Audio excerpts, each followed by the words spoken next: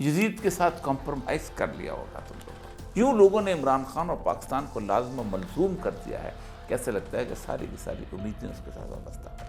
اور حسن ناصر کی لاش جب اس کی ماں حیدرآباد دکن سے لینے آتی تھی، کوئی کہتا ہے کہ تمہارا سافٹ ویئر اپڈیٹ ہو۔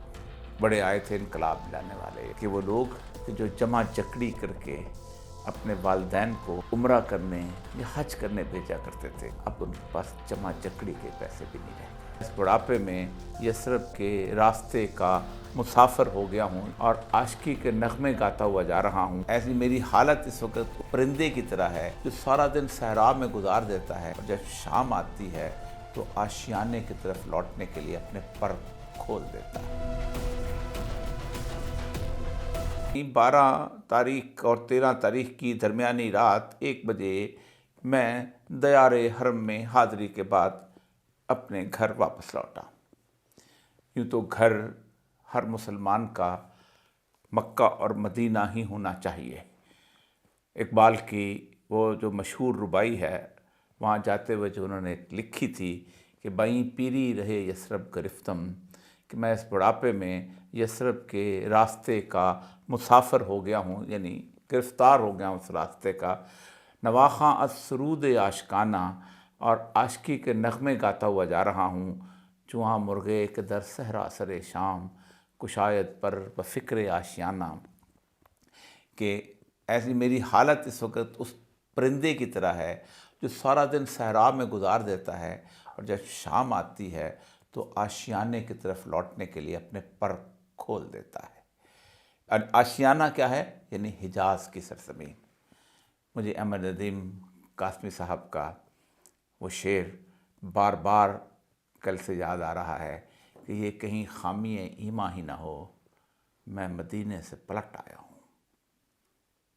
یہ 12 دن دراصل 3 ماہ کی اس جیل کے دوران اپنے آپ سے یہ ارادہ کیا تھا کہ میں سید الانبیاء صلی اللہ علیہ وآلہ وسلم کے دربار میں حاضری دوں گا اور اس کعبے کی بلڈنگ کو، اس سیاہ پوش کعبے کو دیکھوں گا کہ جس کا دیکھنا ہی ثواب ہے۔ تو ان 11 دنوں کے اندر میرا رابطہ آپ سے بالکل نہیں رہا، لیکن اس دوران بعض چیزیں بڑی تکلیف دہ ہوتی ہیں، اور یہ جب سے میں جیل سے آیا ہوں بار بار میں بتا رہا ہوں، میری طبیعت میرے ساتھ جو بیتی ہے اس کے ساتھ پھر ابھی تک میری جو ہے ٹانگ جو ہے وہ مکمل طور پر صحیح نہیں ہو سکی، لیکن کوشش کرتا رہا ہوں کہ چیزیں جو ہیں اس کا بیان کر سکوں، پھر عدالت بھی بھگتتا رہا ہوں۔ اس دوران یار لوگ بڑی کمال، کوئی کہتا ہے کہ تمہارا سافٹ ویئر اپڈیٹ ہو گیا۔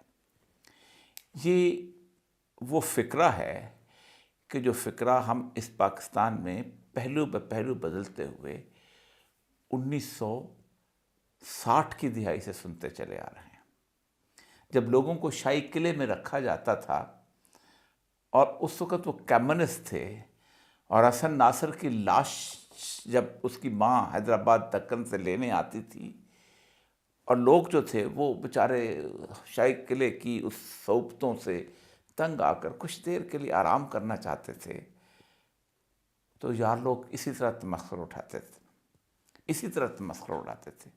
وہ دیکھیں جی، وہ ایک عرصہ گزار لیا، کہاں گئی ان کی ساری کی ساری، کہاں اس وہ جو جد و جہد تھی، کہاں گیا کمیونسٹ ریولوشن۔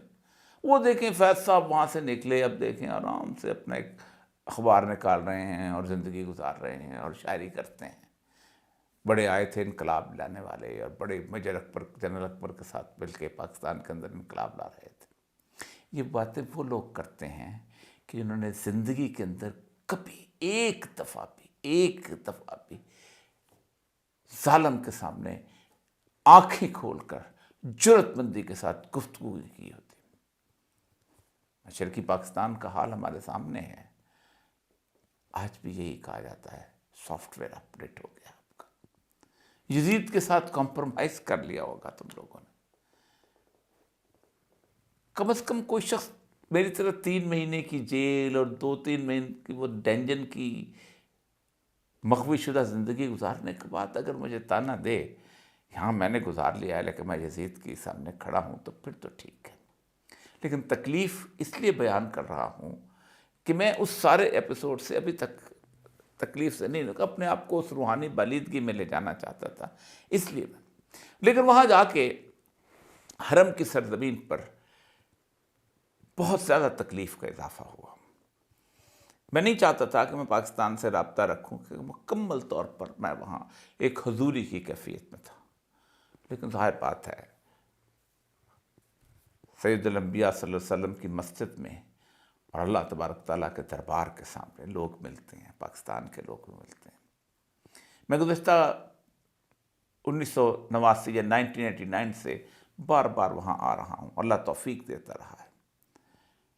میں نے پہلی دفعہ یہ پاکستان کب اتنا بڑا المیہ، میں نے پہلی دفعہ پاکستان کے لوگوں کو وہاں کم دیکھا ہے. یا تو وہاں کے رہنے والے تھے کچھ، یا پھر بیرون ملک پاکستانی تھے جو وہاں سے آئے ہوئے تھے. ورنہ ایک زمانہ ہوتا تھا کہ ہر کونے پہ، ہر مقام پہ، ہر جگہ پہ آپ کو پاکستان سے کوئی اکاڑا سے، کوئی پنو آکل سے، کوئی مردان سے، کوئی ٹیرا بکٹی سے پاکستانی آیا ہوتا تھا، اور وہ ایک واضح اکثریت کے طور پہ نظر آتے تھے. اس ملک پہ کیا بیت گئی ہے کہ وہ لوگ کہ جو جمع جکڑی کر کے اپنے والدین کو عمرہ کرنے یا حج کرنے بھیجا کرتے تھے، اب ان کے پاس جمع جکڑی کے پیسے بھی نہیں رہ گئے.